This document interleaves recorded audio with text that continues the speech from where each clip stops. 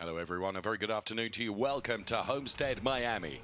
Ferrari Challenge North America Coppa Shell Race 2. Not far from getting away here on track. Weather conditions, tempted to say beautiful and gorgeous, but actually it's really, really hot. And we're expecting the same sort of heat from the race to come from our Coppa Shell drivers this afternoon.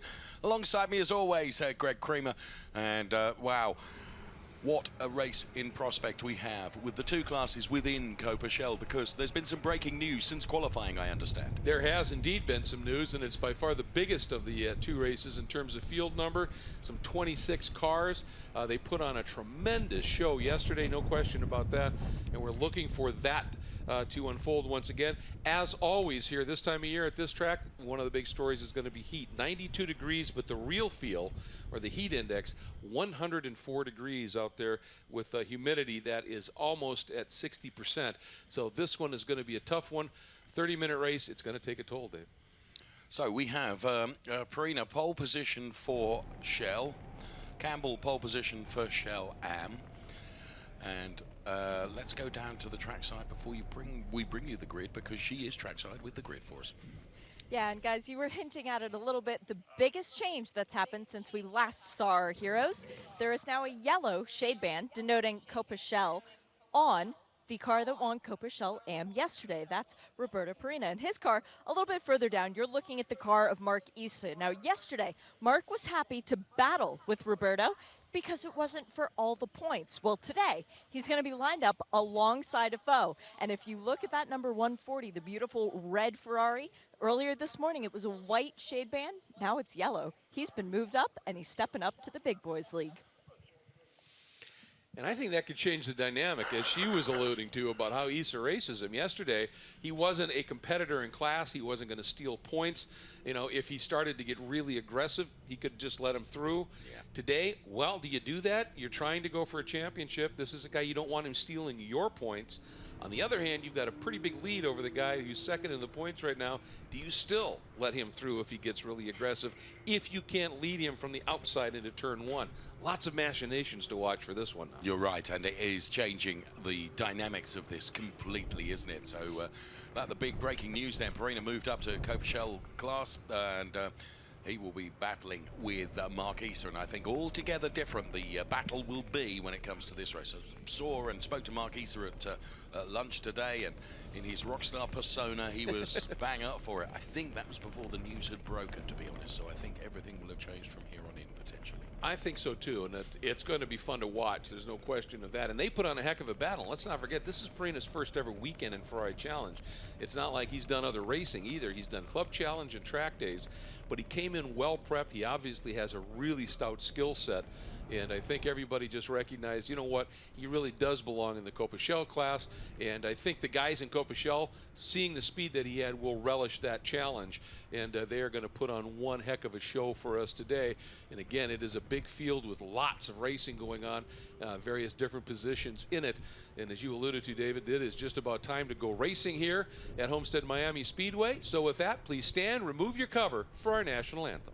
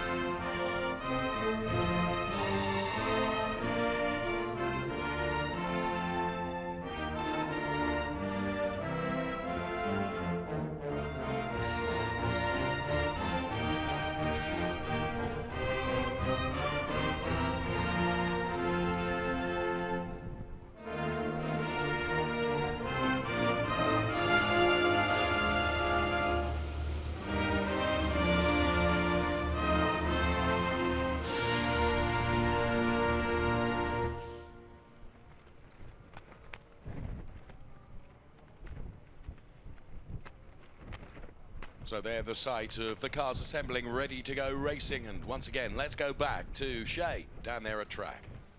The other big story of this race will be in Coppa Shell Am. Jay Schriebman comes into the race well placed in the points, but after morning warm-up, it wasn't looking so promising. He had it off, and indeed, his car is back in the garage over to the cold side of the pits. But you might be asking, why is there a red Ferrari with his number on it? Well, you'll notice the 6 slightly askew because the crew had to do a little bit of work quickly to try and get this car ready. Dale Katechis' car. This raced yesterday with Dale, and after the crash in morning warm-up, Dale said to Jay, get in my car, go out and qualify. You need this more. So that's the kind of selfless act that we see in Ferrari Challenge. Jay went out, he qualified well, but he is looking to finish first. Well, I'll tell you, that is a big, big development, and that's just part of the camaraderie here. And, of course, both of them race for HP Tech, and Dale Katechis, even though he was well-placed in his championship, I don't think he had plans to go to the Finale Mondiale, and where the final 2 rounds of the Ferrari Challenge North America are going to unfold. And Jay is, and he looked at Jay and he said, you're in a championship battle here. That's pretty remarkable stuff. I think you ran into Jay during lunch and you said it was an emotional thing for him. It really was. He was supremely touched by the generosity, the fact that someone would be prepared to sacrifice and pass that car on onto him to allow him to continue his quest, and he was clearly touched by it. Yeah, and that's what you find in this paddock very often. Teams will help each other out, and yeah, that's just part of what makes this a racing family, and what makes it pretty special is, you know, somebody can be handing you some parts or helping you with a repair or giving you a car, knowing that you might go out and beat them and take points away from them in this race, but they'd rather have you in it because off track you're friends. And that means an awful lot to a lot of these competitors, and it's one of the big draws, frankly, of Ferrari Challenge. I think what that will do for Jay Schriebman, who of course has got Choxy and Campbell ahead of him, I think it just provides a little additional motivation for him to perform well in this race, and as Shay has indicated, he's going to go out and win this. Well, you know, he stepped into an unfamiliar car in qualifying and promptly put it up at the time 4th in the grid. Then it became 3rd when Perina was moved up. Yes. And more importantly, 4 spots in front of the guy that he's chasing in the points. So, I mean, he responded phenomenally to that gesture. And let's give a shout out here to Ian Campbell. His 2nd place qualifying after the qualifying unfolded would have been his best of the year anyway. He had a 4th previously. Now it's actually a pole. That's a good weekend. And Ian Campbell, every race we've seen him just get quicker and quicker, and it's going to be fun to see what he can do today. But boy, he's got a hungry Schriebman behind him. And for Cyril Choxy, this young man just showed up at Indy. This is the first races that he did, and he qualified 2nd in his 2nd event of the season. Again, some great stories here. That's remarkable, isn't it? So, Ferrari of Seattle, Roberto Perina then going from pole position, just edged Marquesa in terms of that P1 place following the developments that have occurred over lunchtime, and then Ian Campbell, the pole sitter for the Shell Am drivers for Ferrari of New England. What a race we have in prospect. We do, and that front end, now that Perina, of course, is part of the Coppa Shell category, really close between those top 3. I mean, it's basically 0.3 of a second to get this one going here. So it's time to get it going. With that, let's get down to Shea Adam for the command. It's going to be a very special command as well because Yuri Appel is here to give it. He was a little bit nervous. You calmed down by now? Oh, yeah. You know what to say, don't you? Right. Drivers. Wait for it. You got to wait for it. I was just testing you just to make sure you actually have the words ready. Alrighty, now it's time. Drivers, start your engines. Well done, Yuri. Thank you. All right, this field going to spring to life here, and again, 23 cars will be lining up to take the green flag. 2 mile and a little bit track, basically 2.18 miles. So 23 cars, it's a busy track to start with. You put that amount of traffic on it, this is going to be a strategy race extraordinaire. It is such a demanding race as well in the very high temperature that we have here. As if the demands on the cars was not enough, the demands on the drivers as well in terms of for 30 minutes having to cope with whatever the temperatures would be inside these Ferrari 488 Challenge cars. Lots of stories have unfolded and will continue, of course, to unfold as the race gets underway as well. You look at the 127 car of Lisa Clark there, and just moving away to the left-hand side of that car was the 148 car of Eric Marston. I spoke to him at lunch, and he said he found a little something in qualifying, and he said a lot of it is to do with this track, Dave. It's just trying to nail this track. It's something that you have said all weekend long, Greg, is that once you can nail this track, then it all comes together. And to give you a classic example of how to nail this track, let's have a look at a high-speed lap of it right now. Well, my name is Didier Thijs. I'm the head coach of the Ferrari Challenge North America, and we are in southern Florida at Homestead-Miami Speedway. Very challenging track, very technical. Some fast corners, slow corners. We use part of the banking and a front straight and a back straightaway. A little bit similar to Daytona Speedway. Quite a technical infield.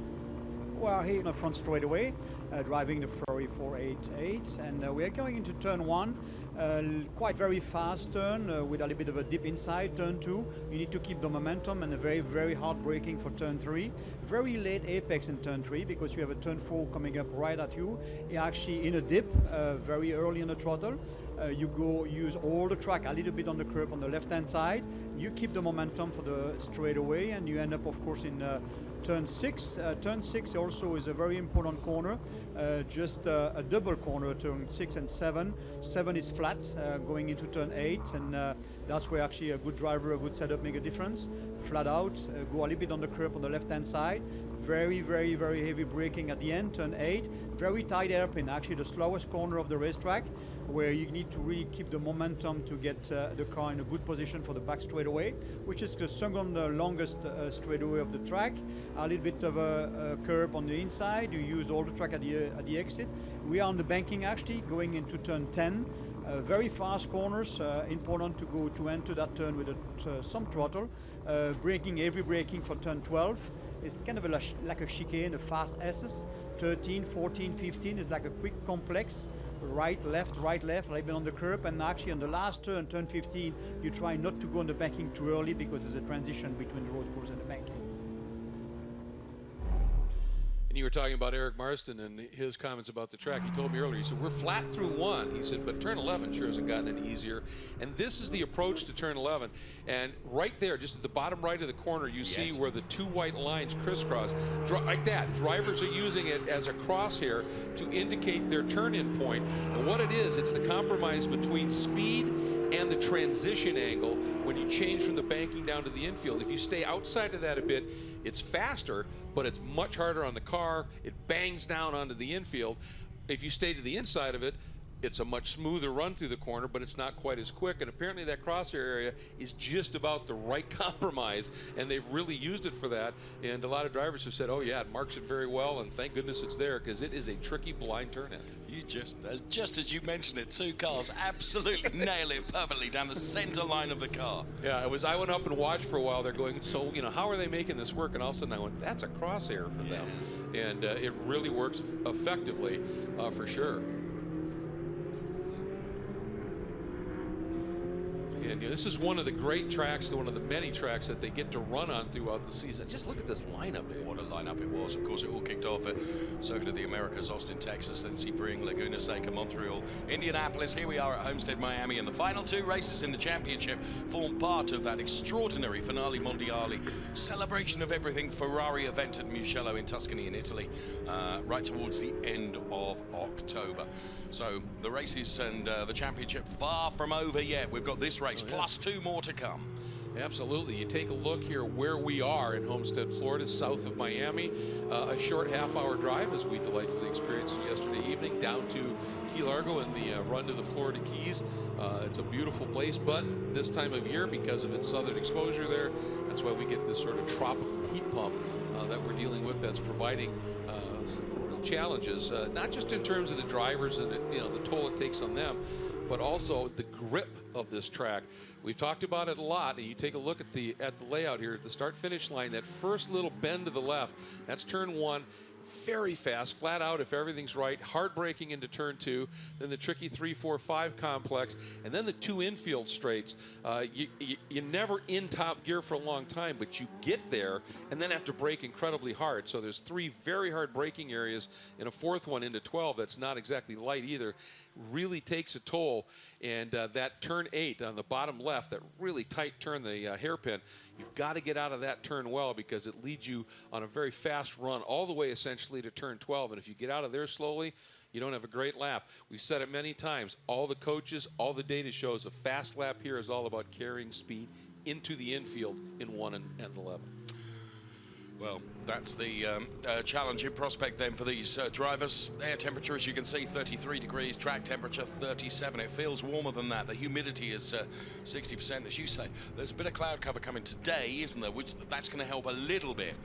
But it is going to be hot for the drivers, that's for sure. And a big grid of cars, that mix of Shell and Shell AM drivers then on the grid for this 30-minute race to come. Well, that cloud cover does 2 things. One, it just keeps, when you're in the sun, it just bakes you. And so it's good for the drivers, but it mitigates a little bit of the heat on the track. And that will help a little bit in terms of maybe providing a little bit better grip. But just in this heat in general, this track really reacts to the heat, and the tires really react to that part of this track's nature. And so what we've been seeing here is after the first few laps of the race, you get a little drop-off, and then about mid-race, you get another big drop-off in grip, and it's just the way that the heat and this track surface works with these tires. This morning, we found the track was probably at its best in terms of grip, because we haven't had any rain since everybody showed up here, so all this tremendous Pirelli rubber is just building on the track, and that's helping. But now it's going to be hot. The oils in that rubber kind of cook out just a little bit. The nature of the track, it's going to be a slick afternoon, but these little bits of cloud cover are certainly going to be a bit of respite.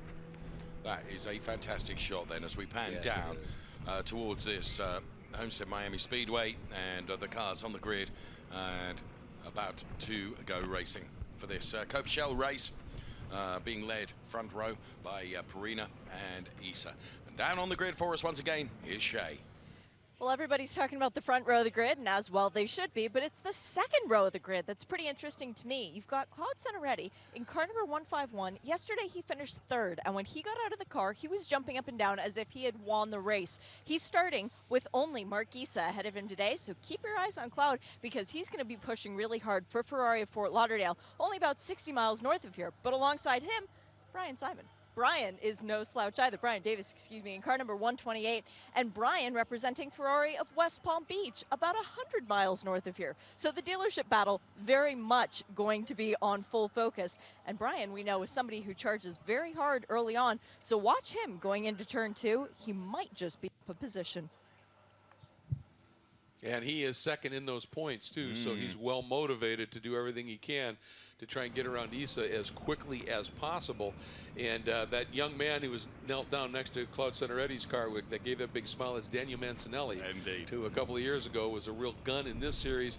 Showed up and ran the now SRO Blancpain GT World Challenge America, then Pirelli World Challenge, in a GT3 Ferrari with TR3, probably put it on pole for the opening race, and everybody went, wow, we got to pay attention to these Ferrari Challenge lads.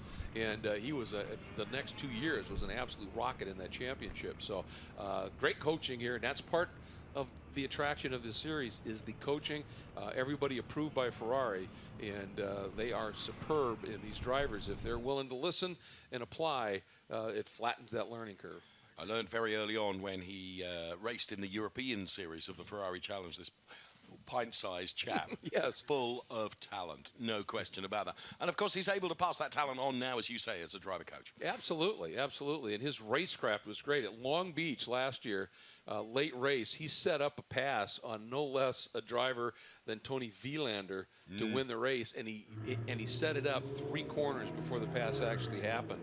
It was just brilliant racecraft, and that's what this level of coaching can pass along to these drivers. It's impressive. Tony Vilander, one of those official Ferrari GT drivers who'll probably be joining us live on air when it comes to that Finale Mondiale event to come after this. But right now, let's focus and concentrate on this race, because this is an important and crucial Ferrari Challenge Coppa Shell race here in the Ferrari Challenge North American season. Being led around by the Hublot safety car, the cars, of course, will grid up in side-by-side formation, and Just How about wonder that shot right there. Yes, I how love Mark that Isa draw. is feeling about Yes. having this interloper ahead of him.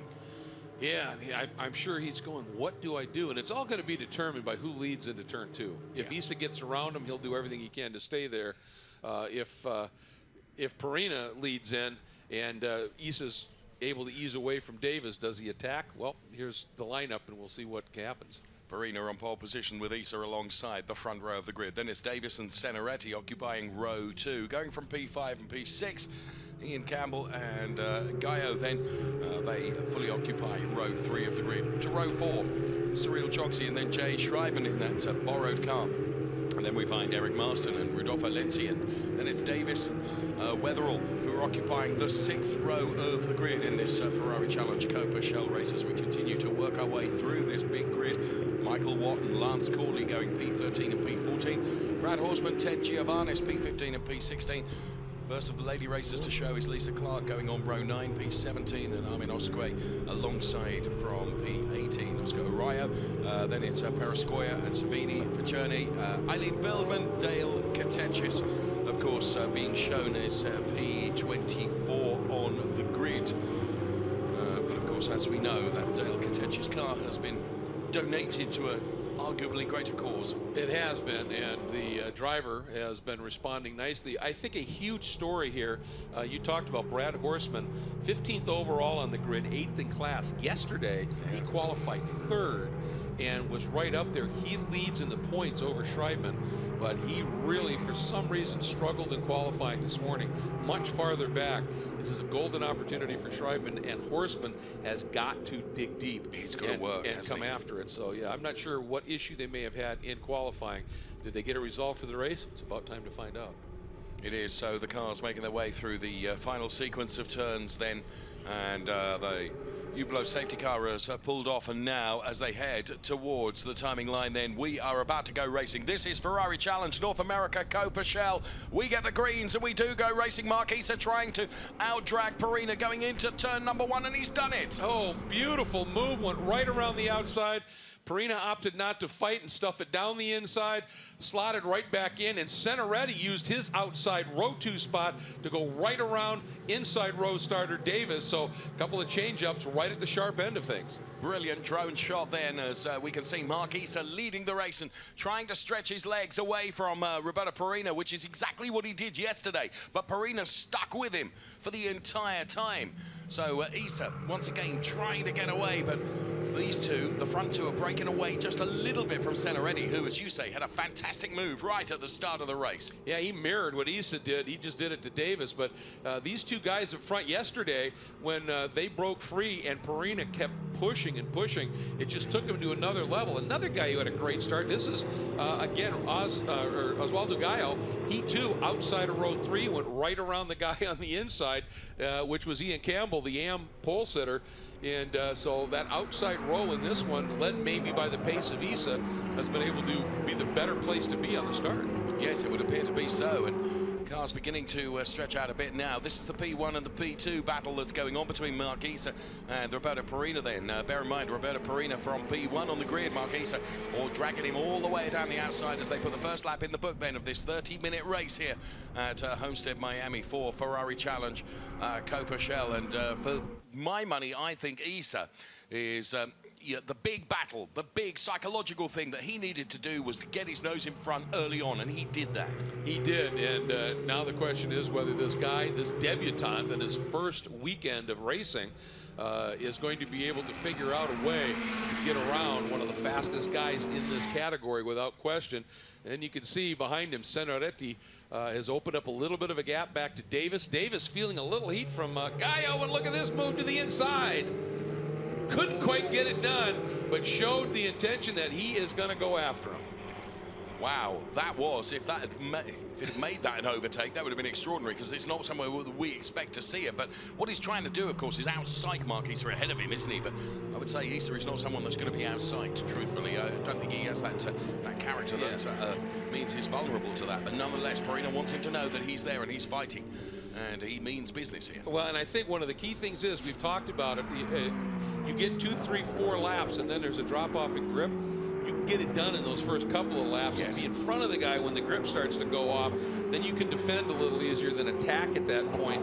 And I think that's what's on his mindset right now. I'm sure that crew from Ferrari Seattle has said, do it early if you can. That's the Eric Marston car that we pick up there, the 148 machine, and Eric Marston currently running in that P8 position ahead of Cyril Choksi.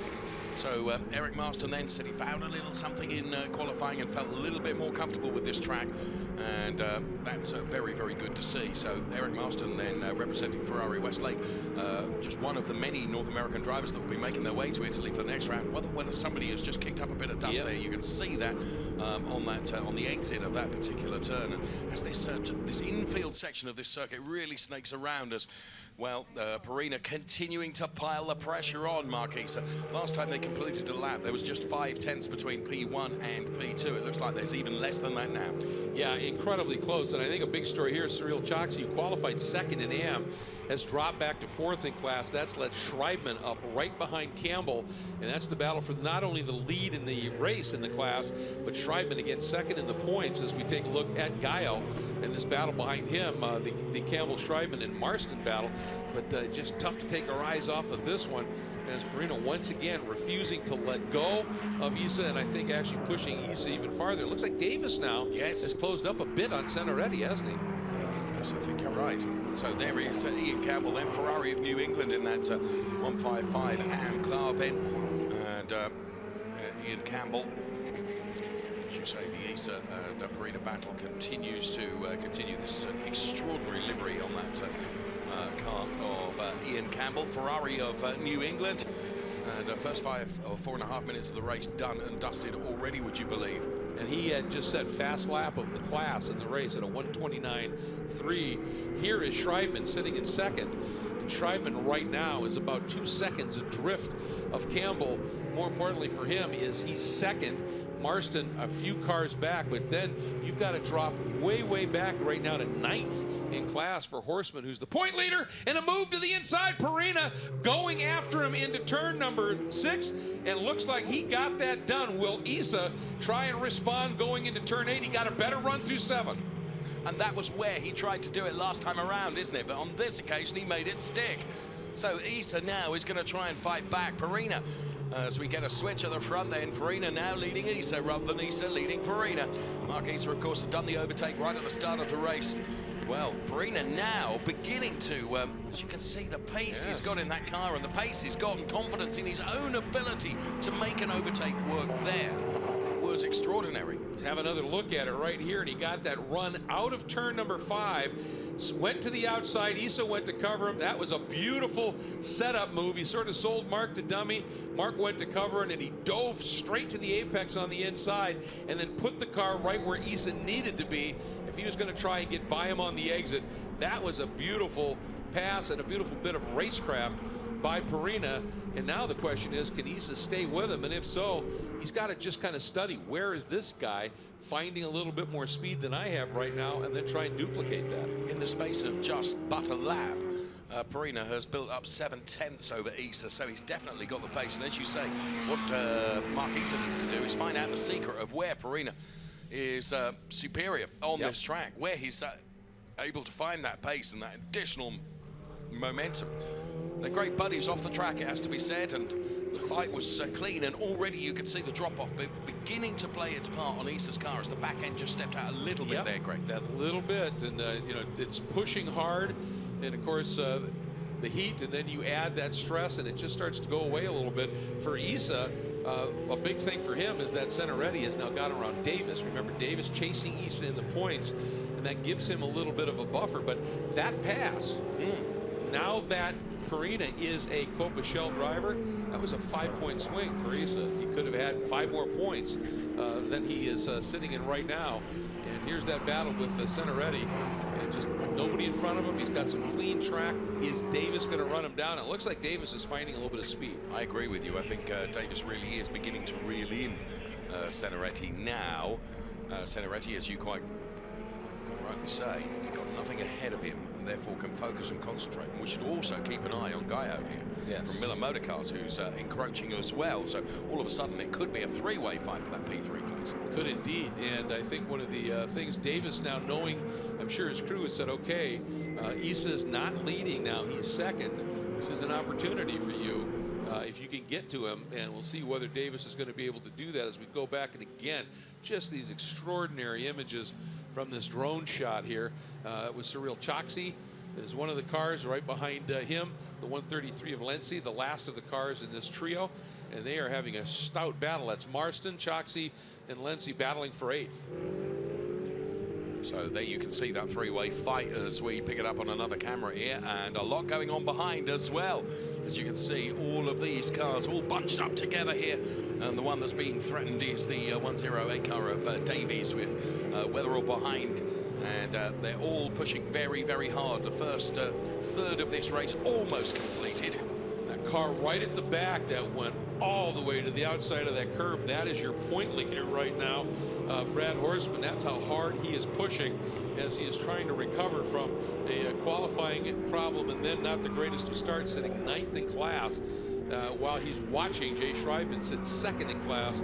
That's the man who's closest to him in the points. And nothing's decided this weekend, but it can certainly set you up for when you get to Tuscany and you've got 2 races to get a championship done. And Horstman really would like to find something here and at least pick up a few more spots to lessen the blow that Schreiben's delivering right now. Absolutely. He has Michael Watt, Ted Giovannis ahead of him, of course. There you can see those cars just at the back of that picture. But in the meantime, we cross to the front of that picture because this battle is livening up nicely, isn't it?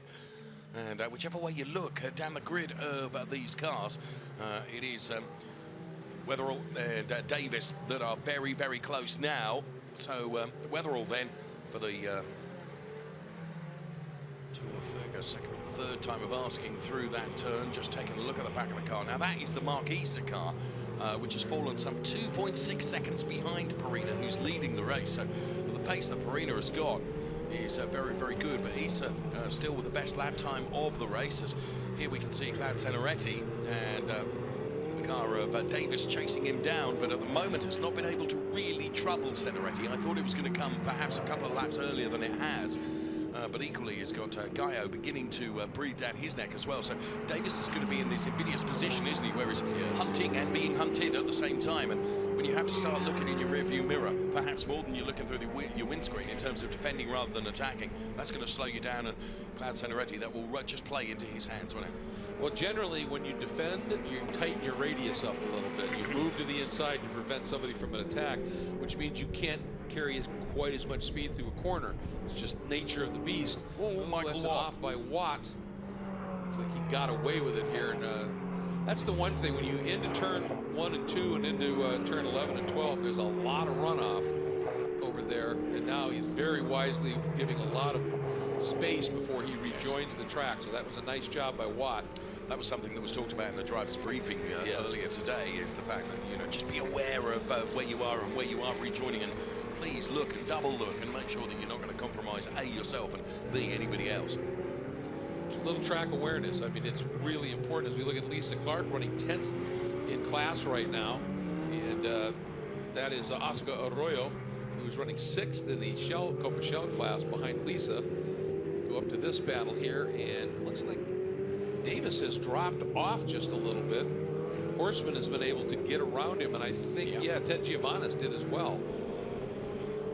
So there is the Ted Giovannis car. Right behind is Brad Horstman.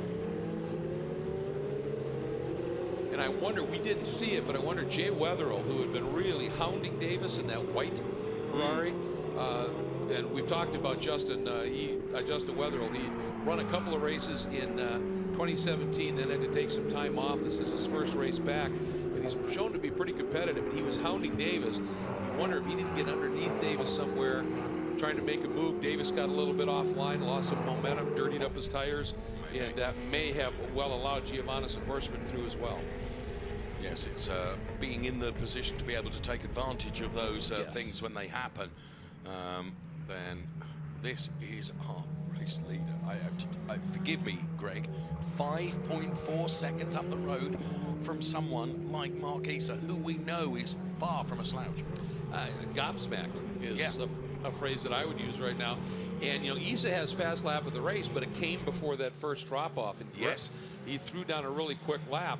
And you wonder if one of two things might be happening. Either Issa's car is just, in terms of the grip level, has dropped off a bit more than Perina's, or Issa has said, look, yes, I'm now 5 seconds back of Perina, but more importantly, I'm almost 9 seconds clear of Davis, who I'm battling in the points. Do I want to risk a lot here to try and just race with Perina? I just need to gather up points and consolidate my point lead before I head to Italy. Yeah, and it may well be that mature thinking. It still does not take away the fact that the extraordinary pace that Perina has has delivered. And just look at the gap between P1 and P2. Now, 6.5 seconds, and we've not even reached half distance in the race. Yeah, it's really remarkable. And you look at the lap time, Perina's best lap was a 27.9 compared to Issa's 27.8. So it's not like he was a slouch when they both had grip, but he's looking really strong right now. Let's check in with Shea. Remember what Mark Issa said to us during qualifying, guys. This car has to go to Italy at the end of the race today. He is thinking championship. He is not taking any unnecessary risk. A second place means that he's still finishing ahead of all of his championship rivals. So Mark Issa, for now, is happy to sit in second. Fair point. Very well Absolutely. made. Yeah, he's not going to go all out and perhaps potentially put himself into a position where he could damage the car. The car has got to go off to Italy. The car, let's be truthful, all season long has not been performing badly, and nor has he as a driver. And of course, it is far, far better to finish in that P2 position and bank those points with the car running still very, very well indeed and get that shipped off, because it is literally after the end of this race, isn't it, Greg? But it is. I mean, next week, yeah, the cars are loaded and gone. And Shea's right. I mean, when she interviewed Mark in qualifying, he said, I just can't get it out of my mind that this car has got to go to Italy. And so I think, he's clearly got some speed, and he's going to gain points, as Shea said, on his pursuers. And this is a very, very big picture, very mature approach that he is showing us right now. Going back for a little bit of a battle here, that's the 118 of Brisern and Eileen Bildman behind him in the Ferrari of Long Island car, Brisern in the Ferrari of Central Florida entry. Having a good little scrap for 13s in class right now. Yes, it is. Eileen really closed under braking then, carried much more speed into that turn, and her exit actually wasn't compromised either. No. So good pace there being shown by Eileen Bildman as she continues to chase down that 118 car of Brisern, the Ferrari of Central Florida gentleman driver. Well, this is getting interesting, isn't it? That's Lenzi attacking on Marston. Yeah. The back right end behind him is Weatherall. So for Eric Marston, what he needs is for Weatherall to really, really push. Exactly. And that will allow him to get up the road. And that is almost exactly what's happening. Look how much closer he is now. Yes. Yeah. On Rodolfo Lenzi. And the interesting thing, behind Weatherall, when we go back just a little bit, there's the white car of Weatherall, and look at the back shot, there comes Giovanna's, yes. There's Horseman. Yes. So again, just keeping this point scenario in mind here. But Weatherall, this is the kind of speed that we saw from him in one of the practice sessions on Friday. He really was quick, and I went and talked to him, and then I talked to the guy who's serving as his coach this weekend, Ian James, yes. who I think is one of the best strategic drivers I've ever seen. And Ian said, yeah, he said, Jay, he hasn't raced in a while, but he's got the skill set, and he said, and he listens. Boy, Lenzi, that mistake came close. from the exit of the previous turn, where you said, you cannot afford to compromise that. You've said that on every time we've looked at that particular turn. Wow, he's so nearly collected Marston ahead of him. That was a great evasive move and then save when the back end stepped out. And at first I thought, is he really going to try and just drive around the outside? And then you recognize it right here that he just had a little bit too much pace going in. And but Lenzi he's in a feisty mood. Clearly, he is attacking, pushing. Again, runs a little wide there, and you can see just how slippery it is. He just went to throttle there. He was a little offline. The back end just came around And look at the gap Marston develops as a result. And Wetherell's going to get a great run here down into turn 6. Looks out, dives to the inside. And let's see, for a minute, oh, and up front, Marston lost it. I wonder if he glanced in his mirrors just for a minute to see where they were, and then just missed his turn-in point a little bit. That's possible, isn't it? Just his concentration broken for a millisecond. That's all it takes. Yeah, I sadly say that from personal experience. So there's Ted Giovannis moving swiftly on politely. Ted Giovannis then, who's now in a position where he's chasing down the car ahead now, because of course now Wetherell has got past. He's just he's already put 2 or 3 different car lengths, completely different lines that are being used here by Lenzi. Yeah, and Lenzi's really, he's got such a sharp, acute angle into turn 12. And you can see that it really slows him up relative to the guy in front. And when he tried it before, he carried a lot of speed in, but the angle was so acute, then he almost spun it to the outside. And he just needs to open that up a little bit. And Giovannis thinking about coming from way, way back. I mean, he was coming from Coral Gables to make that pass. Yeah. Well, this, as the grip is perhaps going away, so the excitement level is growing still further, isn't it? Ted Giovannis then in the 104 car has definitely got Rodolfo Lenzi well within his target sights. And what can Rodolfo Lenzi? We can already see that the car is ill handling relative, and that is the grip having gone away now. We've got 11 minutes of the race still to run. Can Ted Giovannis reel him back in again? And can Horseman, who's behind Ted, now move up just a little bit? And I keep focusing on him because he's the point leader. But Schreibman, who sits second in class right now, is a number of cars in front. And that's a big, big story here. Go back and watch. This is a good little battle as well. Working their way through that tricky turn 7. Is that a recovering? No, that's the 176 of Cawley, chased by Cervini, and then Peruskia.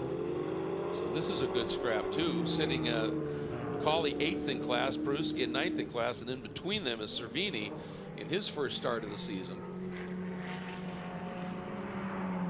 So those 3 then carrying quite a lot of curb, and then this is where we've seen others take completely different lines, often to no good effect, frankly.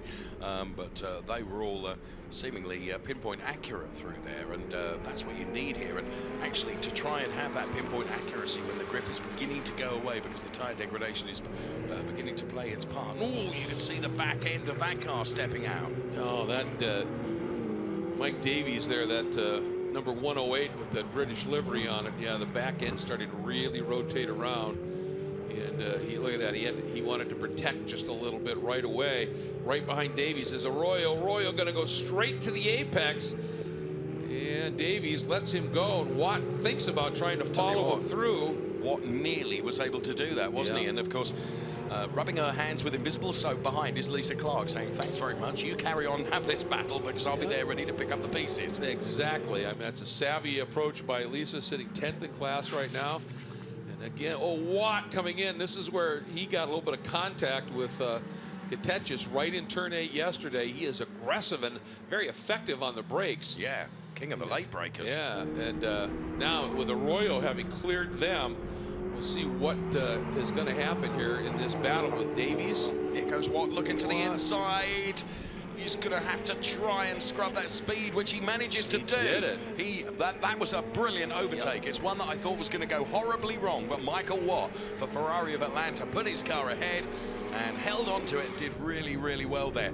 Now going to become very vulnerable, I would suggest, to Lisa Clark, I think. Well, and I think what Watt did beautifully there was when he came down, down the inside, obviously the radius tightens up on the exit. You can't just carry the same amount of speed. So he straightened his braking zone out just a little bit, stayed on the brakes longer, and right as Davies was thinking about a counter move, that's right where Watt parked his car. Yeah. And that was the only way you make that pass stick, and Watt did it to perfection. So now Lisa Clark has got Davis well within target sights now, going to dive to the inside. And under braking, oh, just has to think a little bit better of it. But Lisa Clark means business here as well. So Davis for Wide World of Ferrari, Lisa Clark for Ferrari of Beverly Hills then. This battle for P9 and P10 is continuing to rage. The margin between the two of them is negligible. Here comes Lisa again.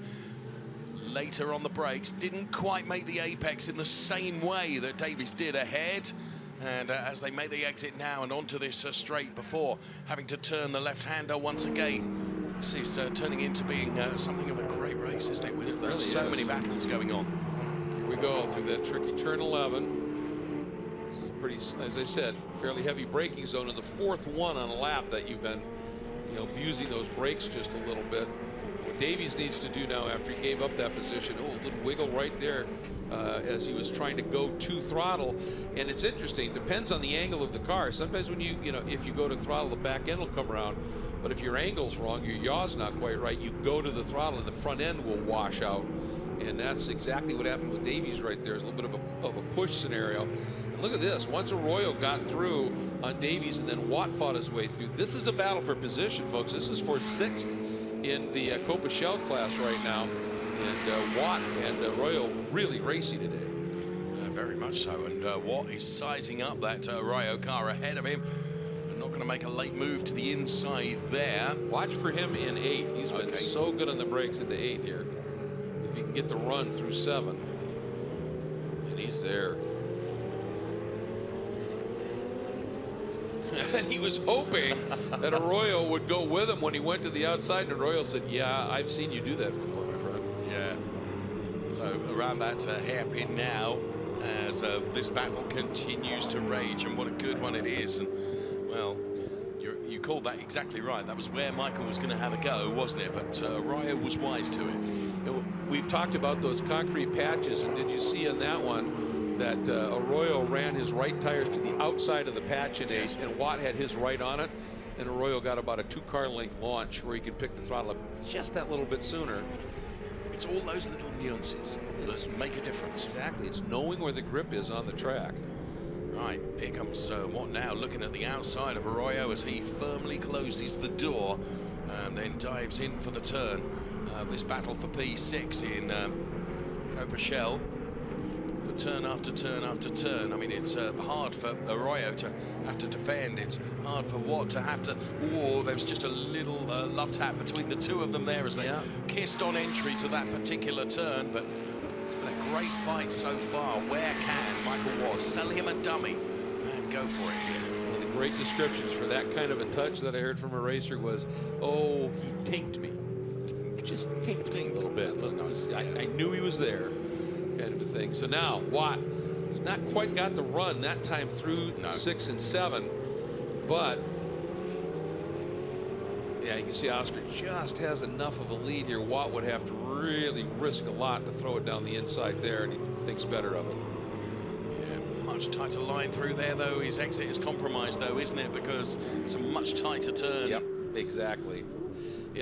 A lot of the great driving instructors talk about the piece of string from your hand to your throttle foot.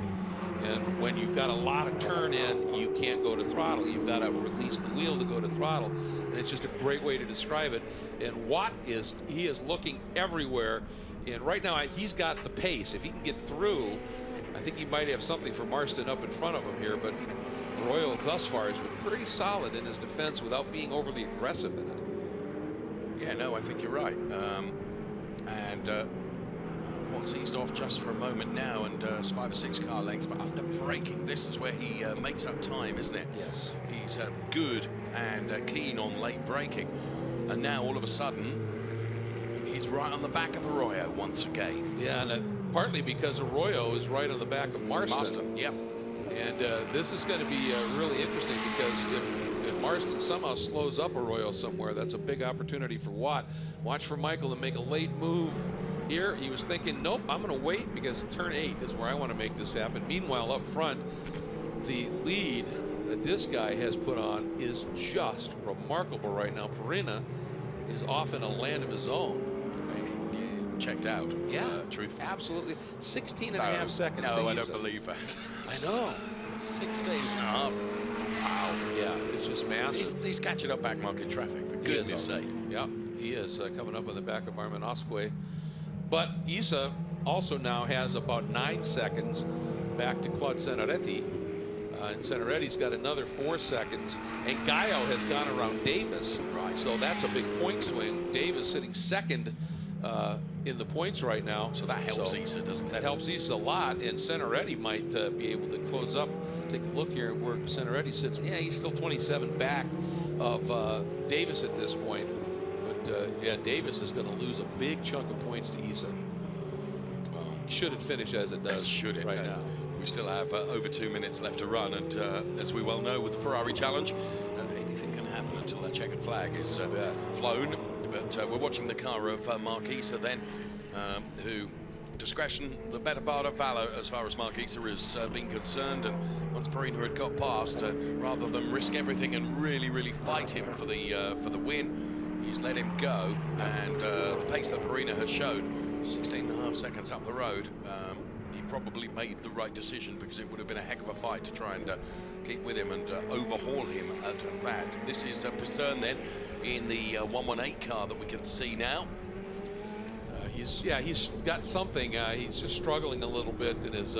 He's down a lap now. Here comes Senaretti, about to who's third overall, closing on Issa, who is down a lap to the leaders. As you can see, Senaretti has a fairly lonely little race going right now as well.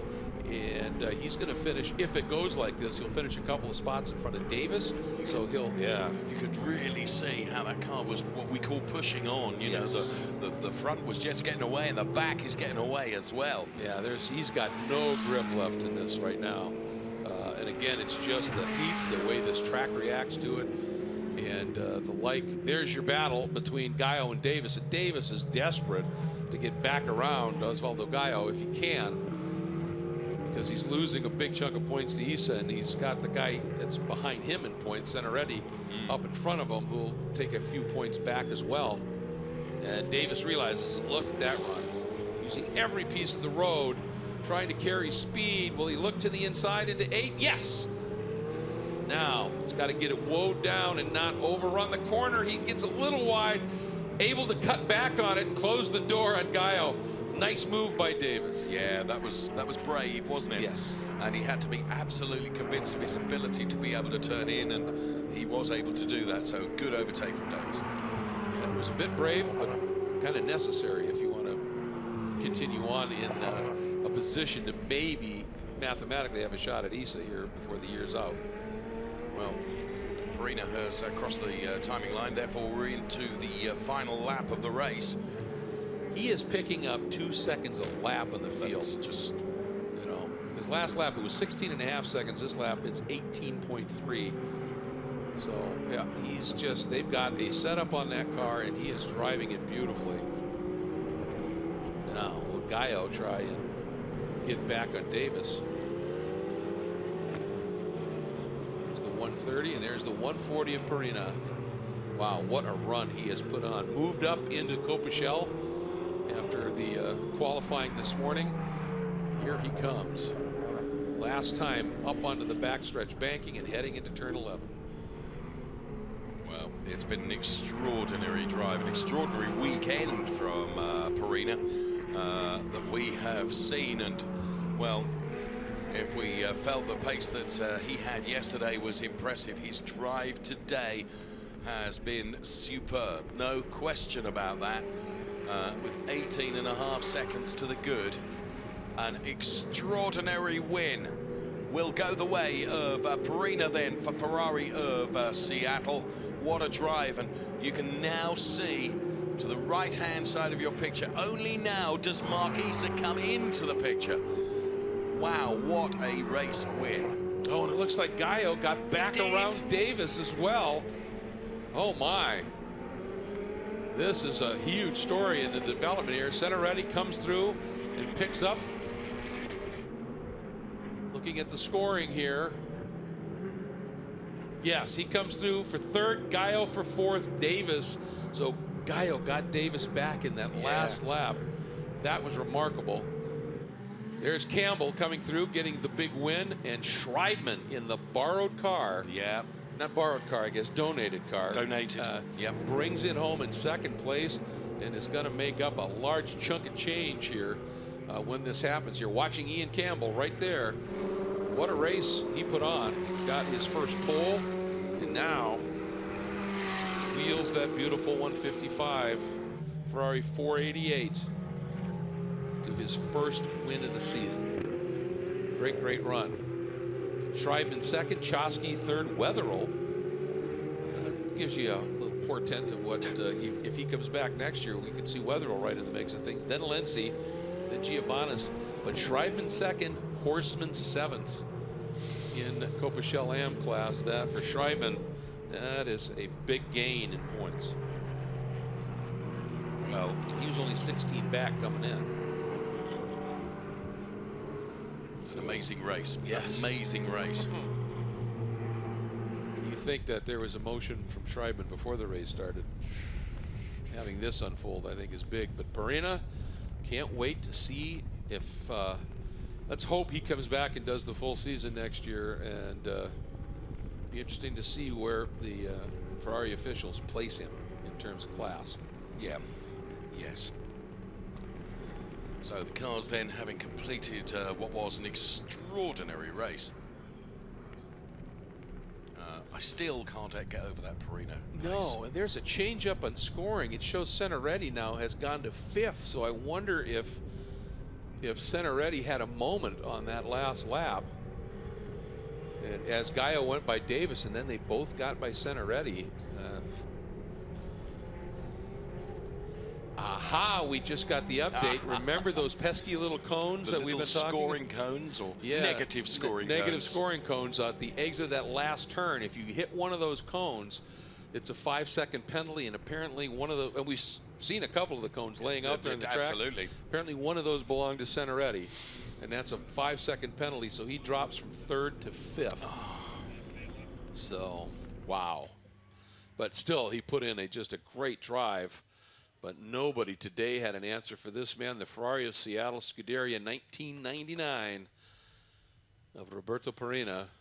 He's also the sales and marketing director at Ferrari of Seattle, and led that dealership with 2 years ago, I think, to the top Ferrari dealership in the world award.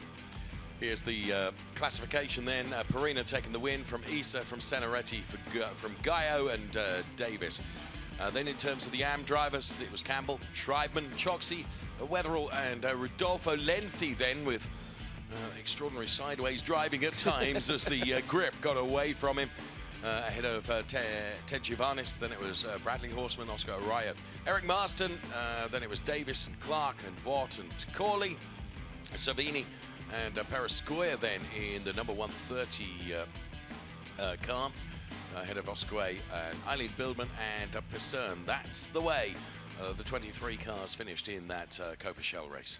And remember on that graphics panel that came up, it hadn't yet reflected that change for Senaretti that moves him from third to fifth. But the story today, Shea, is number 140. And for Roberto, I'd imagine that was a pretty lonely race out there. You just sort of drove away from the field when you got past Marquisa, but you were still pushing hard every lap. Well, he's very good, and I knew that he would come hunting for me if I didn't continue pushing.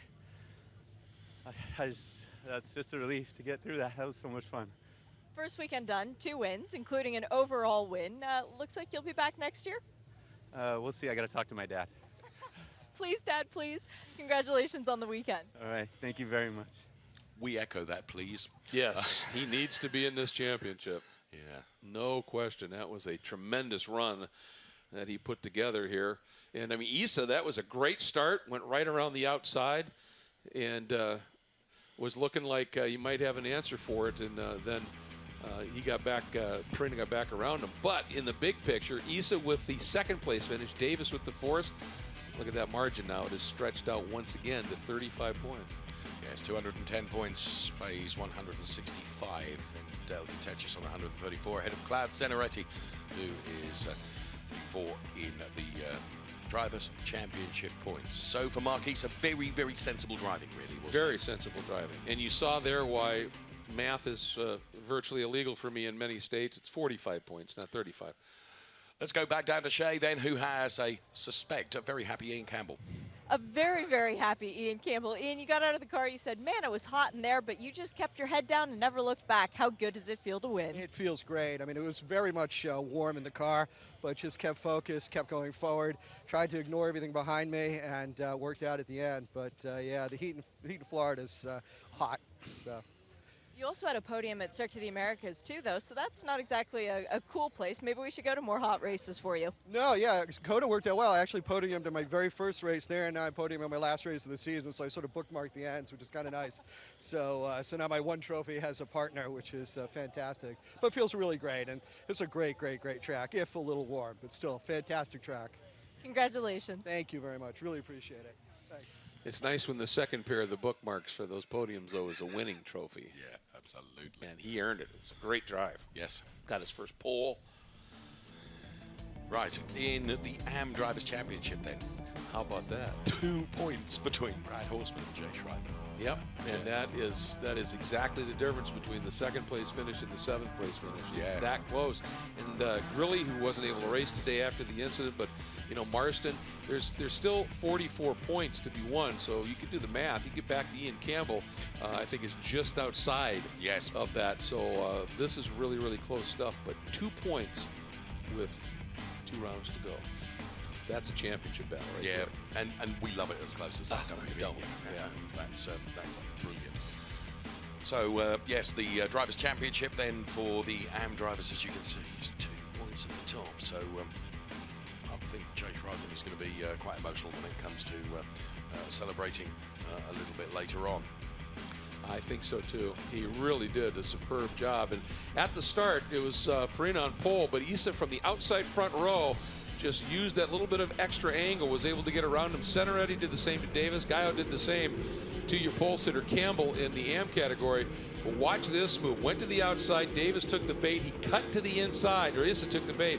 And Perina then went right to the apex, got inside, and that was it. And Issa did not, after that, have an answer to be able to come after him.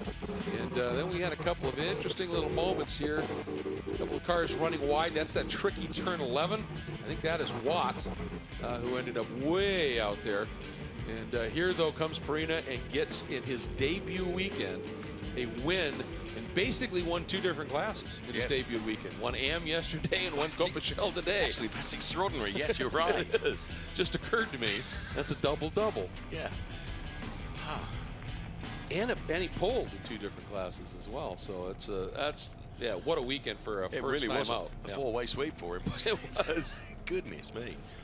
Well, if there's any doubting that he should be in the season next season, there is no question about that. What a race that was, Greg.